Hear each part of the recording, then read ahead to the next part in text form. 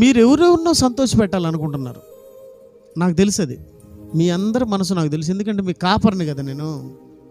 నా గొర్రె సంగతి నాకు తెలీదా? మిమ్మల్ని ఎప్పుడో పట్టేశాను నేను, కానీ మీకు చెప్తే మీరు మనసు నొచ్చుకుంటున్నారు. అలానే మనసు నొచ్చుకుంటానులే అని చెప్పి నేను అందరి మాదిరి చెప్పకుండా నా మనసులో పెట్టుకునేవాడిని కాదు. మీకు చెప్తున్నాను, మీరు ఎవరెవరికో ప్రాధాన్యత ఇస్తున్నారు, కానీ దేవునికి మీరు ప్రాధాన్యత ఇవ్వడం లేదు. 100కి 60% అంటే 50% పైనే ఉండాలి దేవుడికి ఇచ్చే ప్రాధాన్యత. నేను ఎన్నోసార్లు చెప్పాను, కానీ మీరు దేవుడికి ప్రాధాన్యత ఇవ్వడం లేదు. మరి ఎవరికి ఇస్తున్నారంటే అస్సలు మిమ్మల్ని పట్టించుకొని వాళ్ళకు మీరు ప్రాధాన్యత ఇస్తున్నారు. నేను మీకు మళ్ళా చెప్తున్నాను, మీ గుండెల మీద చేసుకొని అనగా అందరూ అంటారు కాబట్టి ఆ మాట నేను అంటున్నాను. మీ గుండెల మీద చేసుకొని చెప్పండి, మీ దేవుడి వల్ల మీకు సంతోషం ఉందా? మీ పిల్లల వల్ల మీకు సంతోషం ఉందా? మీ బంధువుల వల్ల సంతోషం ఉందా? మీ గుండెల మీద చేసుకొని చెప్పండి, మీ మనసుతో ఆలోచించి చెప్పండి.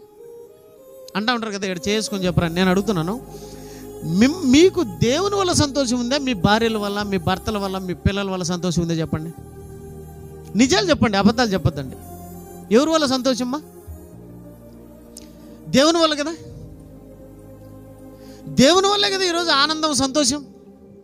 ఆయన లేకపోతే ఎప్పుడో సచ్చి నరకంలో ఉండేవాళ్ళం.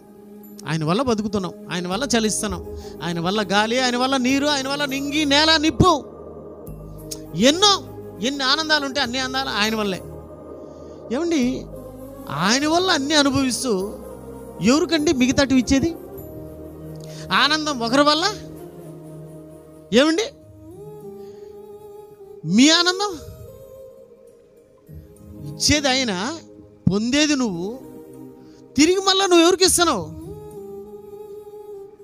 చెప్పండి, నాకు సమాధానం చెప్పండి. మీ దేవుడికి ఇస్తున్నావు? లేదు, నిన్ను బాధ పెట్టే నీ పిల్లలకి ఇస్తున్నావు. నీ మనసును నొప్పించే నీ పిల్లల కోసం ఆలోచిస్తున్నావు, కానీ నీ వాళ్ళ కోసం ఆలోచిస్తున్నావు, కానీ నీ బంధువుల కోసం ఆలోచిస్తున్నావు, కానీ ఆయన కోసం ఎప్పుడన్నా ఆలోచించావా? ఆలోచించావా?